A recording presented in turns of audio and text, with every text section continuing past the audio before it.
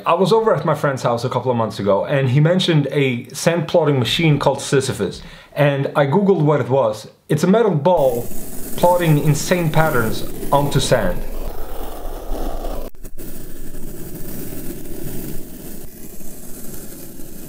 After all, it pretty much is just going to be a heavily modified 3D printer, and not to brag, but I'm pretty good at destroying 3D printers. So the idea is to take parts from a 3D printer and modify the table so that the metal sphere on top of the table can be moved by a large magnet on the bottom side of the table. So the main parts are the base, outer circle and brackets, inner circle, upper ring, then a piece of glass will be placed on top. The circle sections I cut with a laser cutter, and yeah, I got a laser cutter now and it's freaking awesome.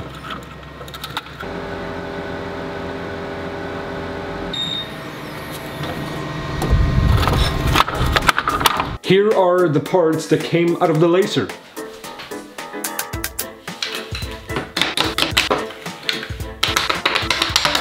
Outer circle, inner circle, and just the base and upper ring I cut from this super cheap 9mm wood, but I stained it, so now it looks expensive. Here is the result of the top ring after being stained. You can't see that because the focus is on my face. I hope you can see the texture. It's really dark, oaky, very pleasant to watch. Now I have everything else under control pretty much. The RGB lights arrived. I can change the colors by using the controller. Now the problem I had was with the sides. They are going on one outer and one on the inner diameter. And the problem I have is I can't use the stain because they don't have the same kind of texture. You see, the texture on the large ring is very noticeable, but on the sides, the side panels, they are, well, you know, you can't use the stain. That's pretty much it. So I went out and I bought a fabric, and it's kind of like those cheap car seats. I tried the fabric but decided it looked hideous. Nope. Okay, time to get some work done. I added more brackets, painted the inner circle white, which did not snap when I put it in, so that's good. Continue to paint the base white, glue the LED lights and the top ring.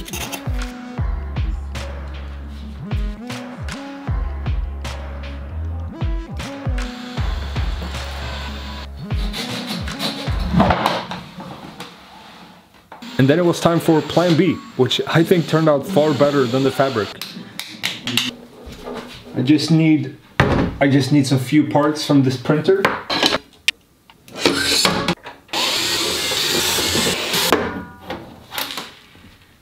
All the parts for this build I salvaged from my old CR10S Pro. I knew the electronics and motors would have to be completely quiet. The end stops, the extrusions, everything, the motors, the power supply, everything is from the CR10S Pro.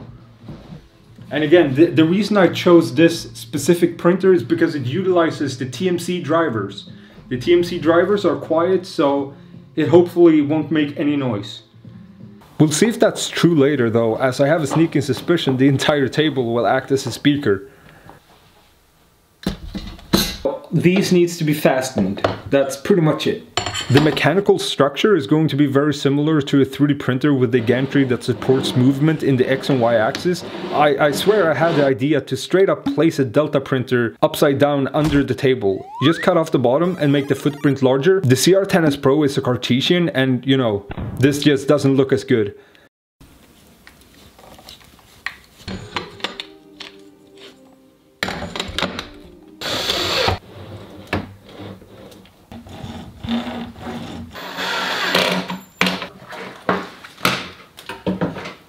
This is the main magnet with a 3D printed bracket, and it goes underneath the table. It takes every opportunity it gets to decapitate your hand.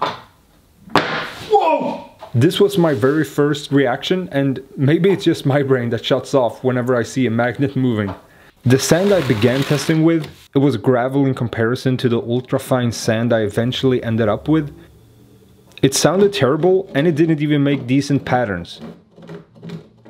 So I got the mirror and even finer sand.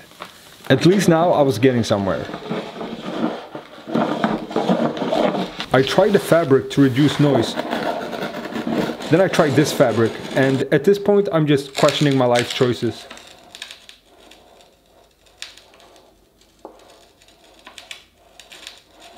Eventually I said heck with it and got a piece of glass and the finest sand that's basically dust, and it didn't work that time either. Ay, ay, ay, Margari. Whoever designed this, oh wait, never mind. A piece of foam on the magnet did all the difference. I know that's kind of cheating because we're not making a metal ball roll on top of sand. It's more like a magnet just plowing its way through. It doesn't sound as sophisticated, but I'm pretty happy about the noise level. Other than the fact that it sounds like R2-D2 at times, it's really not a lot of noise.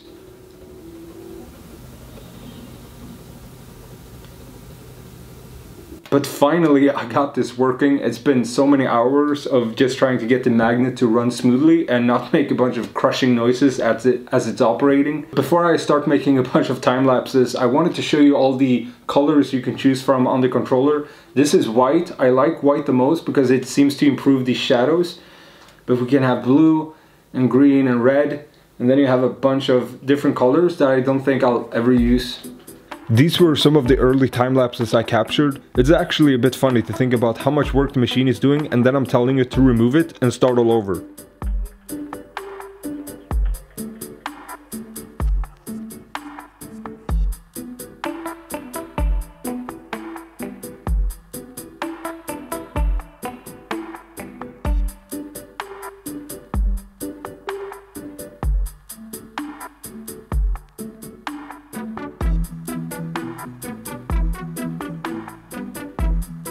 A friend of mine let me borrow his 3-axis camera slider, and that really made the time lapses look a lot nicer.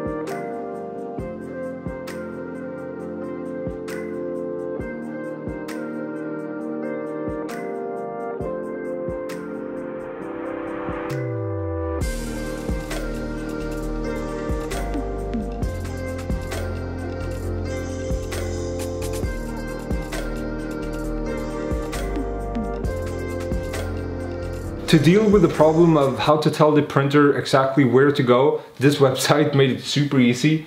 It even exports in G-code format, which is the language of 3D printers. So let's say I want to remove the previous pattern on the table. I would use something called a circle.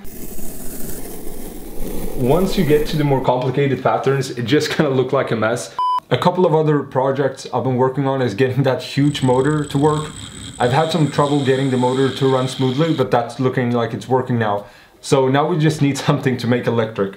Another project I've been working on is taking this electric skateboard and converting it, taking all its components and making electric powered skates. With the new laser cutter, I was also getting the itch of making a radio controlled airboat, but from wood.